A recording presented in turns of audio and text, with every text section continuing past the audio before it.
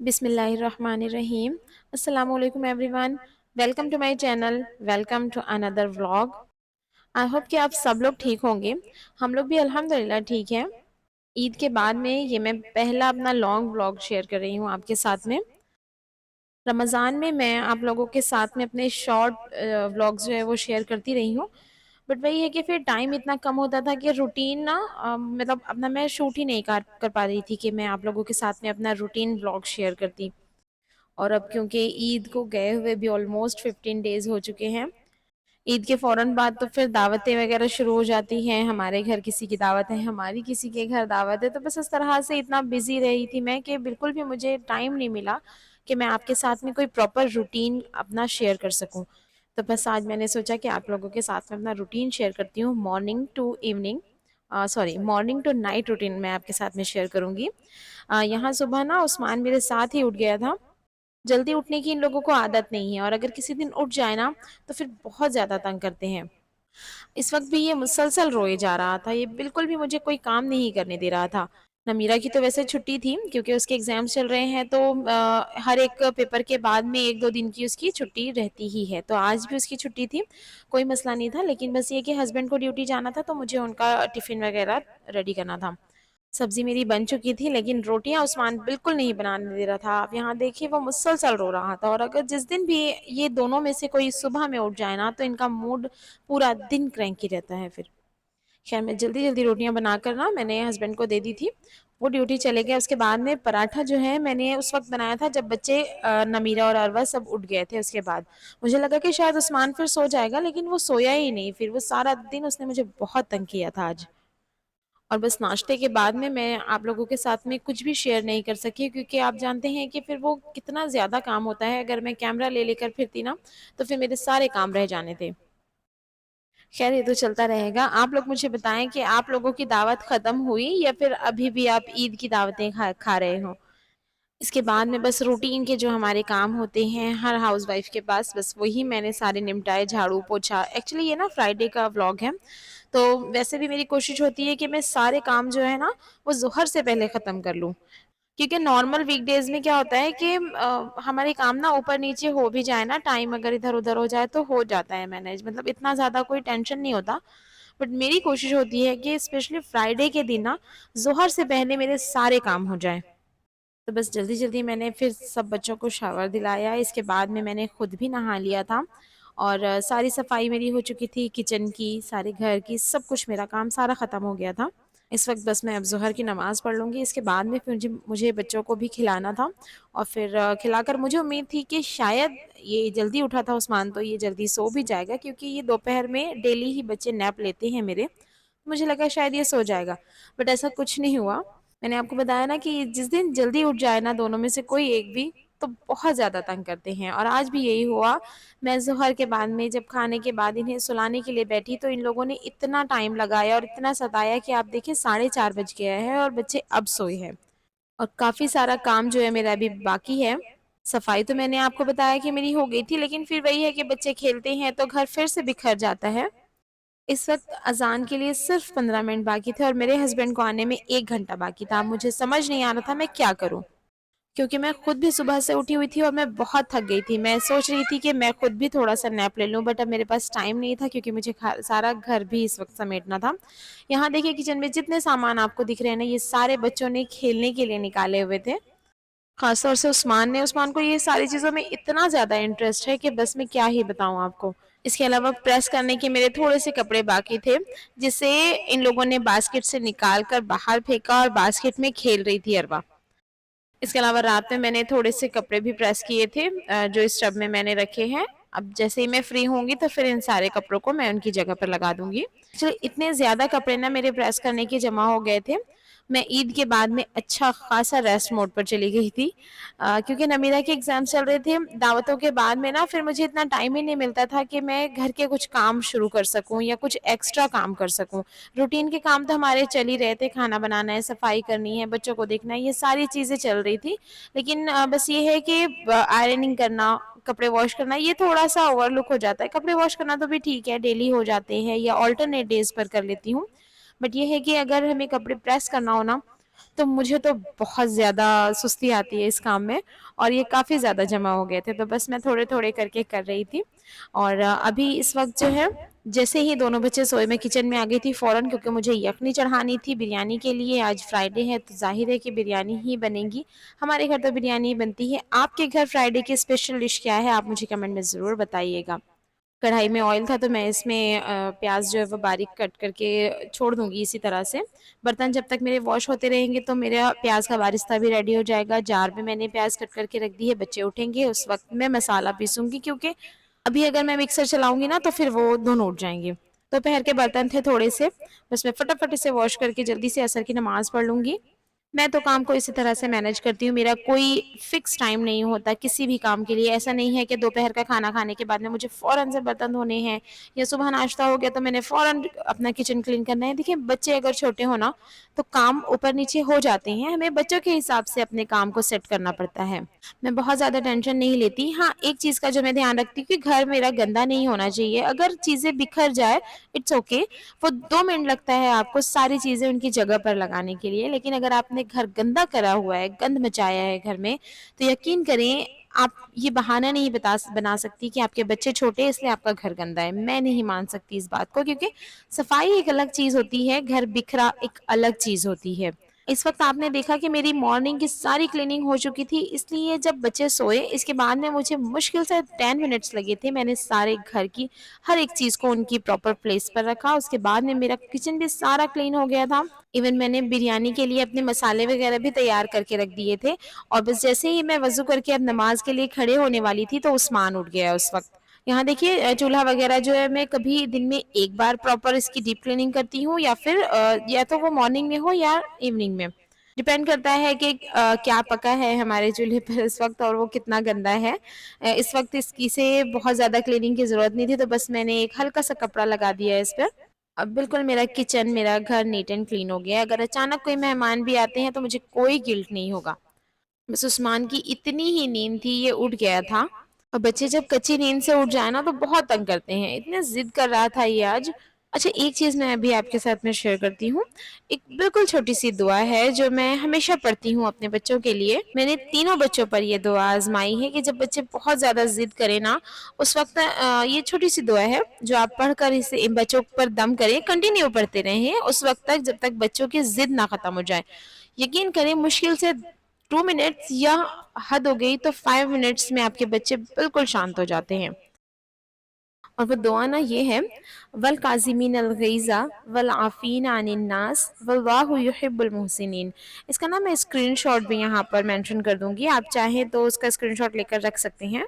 यकीन करें, ये इतनी जामे दुआ है, मैंने अपने तीनों बच्चों पर आजमाई है। बल्कि एक बात अगर मैं आपको बताऊं तो मैं कभी कभी नहीं, हस्बैंड बहुत ज़्यादा गुस्सा करने लगते हैं तो उस वक्त मैंने अपने हस्बैंड पर भी ये दुआएं पढ़कर फूकी है। और यकीन करें, गुस्सा ऐसे ही चुटकियों में गायब हो जाता है ना, कि बस आगे पीछे दरूद शरीफ लगा लें और दरमियान में दुआ जो है उस वक्त तक पढ़ते रहे जब तक बच्चे थोड़े शांत ना हो जाए। तक देखिए, उस्मान बिल्कुल मेरे हाथ नहीं आ रहा था, उसे इतनी कोई जिद में था वो। और बस मैंने वो दुआ पढ़ना शुरू की, थोड़ी देर तक उसे दम किया दुआ कर कर, और वो थोड़ी देर में फिर ठीक भी हो गया। अच्छा, रही बात हस्बैंड पर दम करने की, तो देखिए, अगर आप जॉइंट फैमिली में रहती है तो किसी के सामने ना दम कर दें, अदरवाइज आपको फिर जादू टोने का नाम दे दिया जाएगा आपके इस काम को। क्योंकि देखिए, ये कोई ऐसी नहीं है कि आप इस दुआ से किसी को अपने काबू में कर सकते हैं। ये सिर्फ इसलिए है कि जिद, गुस्सा, इन चीज़ों को ना ये कम कर देती है। अदरवाइज आपके ससुराल में फिर आपके लिए मशहूर हो जाएगा कि भाई हमारे बेटे को इसने काबू किया हुआ है दरूद दम करके। एक मर्तबा ना मेरे कहने पर अगर आपके बच्चे जिद करते हैं ना तो इस दुआ को ज़रूर आजमाएं। अब वाकई ये बहुत जामे दुआ है, मैंने आजमाई है अपने तीनों बच्चों पर, इसलिए मैं आपके साथ में शेयर कर रही हूँ। और बस अभी मैं असर की नमाज़ पढ़ रही थी, उस्मान मेरे मुसल्ले पर बैठा था और ये वो यहीं बैठा रहेगा जब तक मैं नमाज़ ना पढ़ लूँ, क्योंकि ये सारा दिन मेरे पीछे-पीछे रहता है। मैं जहाँ रहूँ ये वहीं नज़र आएगा आपको। अरवा के पास अपने खेल होते हैं, नमीरा की अपनी मसरूफ़ियत होती है, लेकिन इस लड़के के पास में सिवाय मेरे कोई नहीं है। मैं ही इसकी फ्रेंड हूँ, मैं ही इसका खिलौना हूँ। सारा वक़्त ये मेरे साथ ही लगे रहता है। हस्बैंड आ गए थे ड्यूटी से, नमाज मेरी खत्म हो गई थी और अब आप देखिए, माशाल्लाह माशाल्लाह उस्मान का मूड बिल्कुल ठीक हो गया है। इसलिए मैं कह रही हूँ कि इस दुआ को ना एक मरतबा ज़रूर आजमाएं अपने बच्चों पर। इसके बाद में फटाफट से मैं सारे काम कर लूँगी जो मेरे बाकी बचे हुए, बहुत ज़्यादा काम नहीं है। अब देखिए मैं कभी-कभी ऐसा होता है कि मैं सारा दिन ही बिज़ी रहती हूँ, लेकिन हाँ, मैं किसी भी चीज़ को ऐसा नहीं है कि मैं कंटिन्यू कर रही हूँ। आज इसलिए हुआ ऐसा क्योंकि उस्मान क्रैंकी हो रहा था। जिस दिन बच्चे नहीं तंग करते, वो अपने खेल में लगे रहते हैं, तो मुझे रेस्ट करने का भी टाइम मिलता है। मैं हर एक काम के बाद में थोड़ा-थोड़ा सा रेस्ट भी कर लेती हूँ। कभी ऐसा होता है कि अगर कंटिन्यू कोई काम कर लूँ, तो फिर दोपहर में नैप भी ले लेती हूँ। तो इस तरह से काम ना मैनेज हो जाता है, बिल्कुल कोई रोबोट की तरह नहीं लगे रहना पड़ता। अभी मैं शाम की चाय बना लूँगी, चाय जब तक मेरी बन रही है तो मैंने यहाँ पर यखनी मिलाकर रखनी है। यखनी ना मैं पहले से कुक कर लेती हूँ। बहुत से लोग ये जो बिरयानी है ना, इसे कच्चे गोश्त कच्ची यखनी से भी बनाते हैं और ये बहुत अच्छी बनती है, कच्चे गोश्त से भी अगर आप ट्राई करें तो कर सकते हो। बट मेरी आदत है कि मैं ना थोड़ा-सा गोश्त को पहले यखनी के साथ में गला लेती हूँ, उसके बाद में ही फिर चावल वगैरह इसमें ऐड करती हूँ और दोनों ही तरीका बहुत बेस्ट है, बहुत अच्छी बिरयानी बनती है दोनों तरीके से। बिल्कुल सिंपल मसाले जाएँगे इसमें, अदरक, लहसुन, प्याज़, दही, इसके अलावा थोड़े से खड़े गरम मसाले और जावित्री का पाउडर आप ऐड कर दें, नमक, ऑयल वगैरह और बस दैट्स इट। बहुत सारी चीज़ें इसमें नहीं जाएगी। इसके बाद में मैंने यखनी को तकरीबन 20 मिनट्स का प्रेशर लगाना है, कुकर में ही क्योंकि मैं बनाती हूँ। इससे ना गोश्त बहुत अच्छे से गल जाता है। कोई रिस्क नहीं होता क्योंकि कच्ची गोश्त की यखनी से जब हम बिरयानी बनाए ना, तो मुझे ना थोड़ा रिस्क होता है कि पता नहीं गोश्त गले या ना गले, और जब गोश्त नहीं गलता ना, तो यकीन करें फिर ना तो बिरयानी में कोई टेस्ट आता है, चाहे आप सालन बना लें, कुछ भी बना लें, गोश्त बहुत अच्छे से टेंडर होना चाहिए, उस वक़्त ही उसका टेस्ट आता है।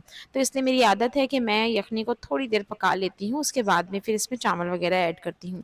यखनी मेरी अच्छे से तैयार हो गई थी, मैं इसे फ़ौरन से रख दूँगी।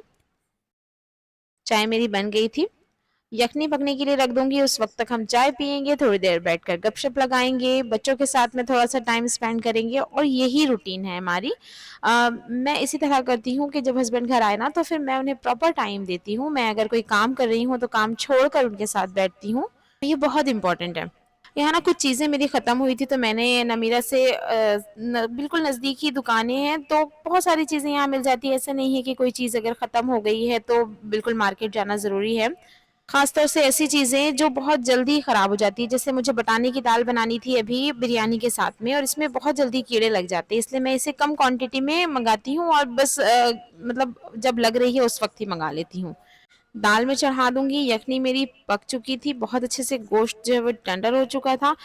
यखनी जब पहले बना लें ना, तो इससे क्या होता है कि जब बाद में हमें इसे बहुत देर तक दम पे नहीं रखना पड़ता बिरयानी को। दाल भी बिल्कुल सिंपल तरीके से बनेगी। यहाँ मैंने दाल में सिर्फ़ टमाटर और हरी मिर्चें डालकर इसे बॉयल होने के लिए रख दिया था। हाँ, हल्दी भी ऐड करेंगे इसमें।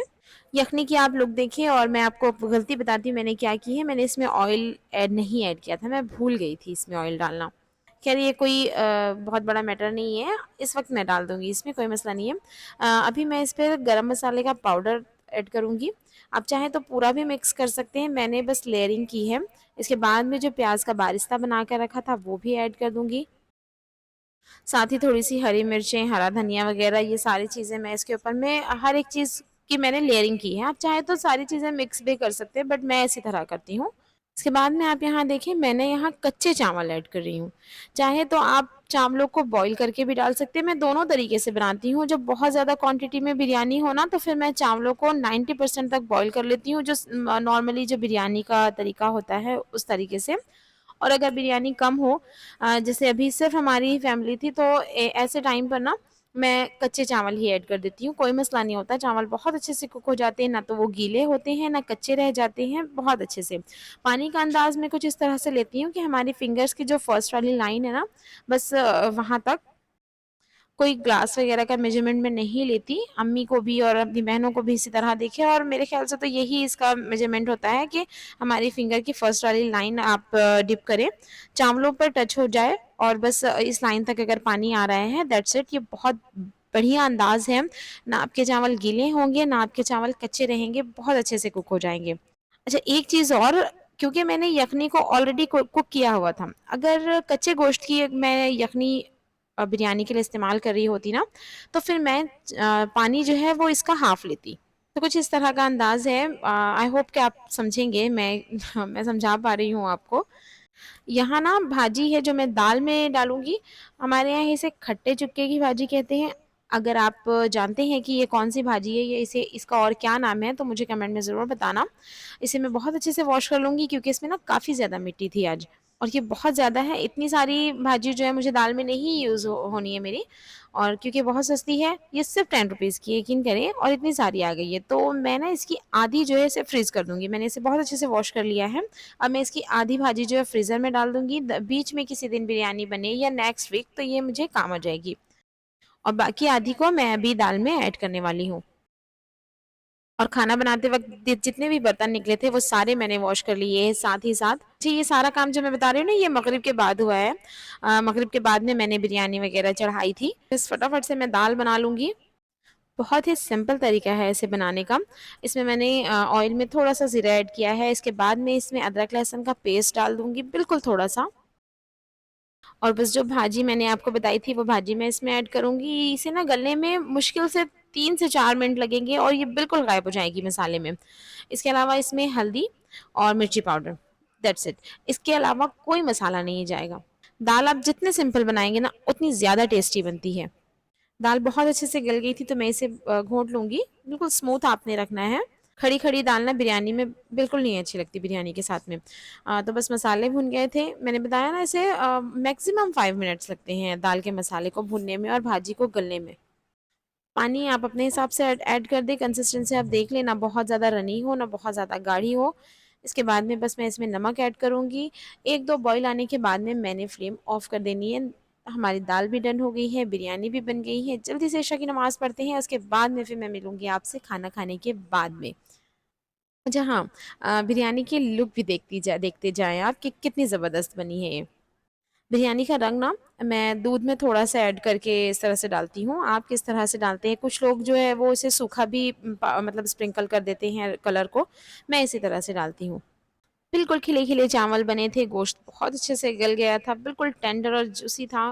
बहुत ही ज़बरदस्त बिरयानी बनी थी। अच्छा, अगर आपने नोट किया होगा तो चावल के ऊपर जब हम चावल बिछा रहे थे यखनी पे, तो हमने चावल के ऊपर में कोई चीज़ें नहीं ऐड की थी। कुछ लोग इस पे समार और पुदीना वगैरह ऐड कर देते हैं, क्योंकि वो सारी चीज़ें मैंने यखनी में ऊपर लेयरिंग कर दी थी, इसलिए चावल पर कुछ भी नहीं ऐड किया था। और यही इस बिरयानी की खूबसूरती है कि इसका चावल जो है ना वो वाइट कलर का चावल होता है इसका। खैर ये डिनर के बाद की वीडियो है। जल्दी-जल्दी मैंने क्लीनिंग कर लेनी है। क्लीनिंग क्या, बस मैंने झाड़ू लगाना है और थोड़े से बर्तन हैं उसे वॉश कर लूँगी। और बस यही था मेरा आज का रूटीन।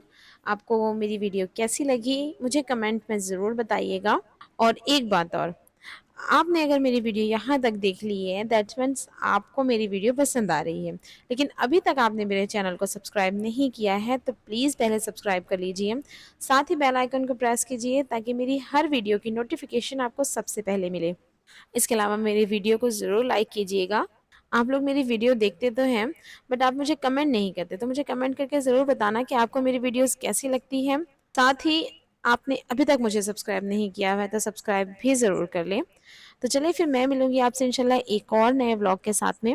तब तक के लिए अपना और अपनी फैमिली का ख़्याल रखें। मुझे दुआओं में याद रखें। अल्लाह हाफ़िज़।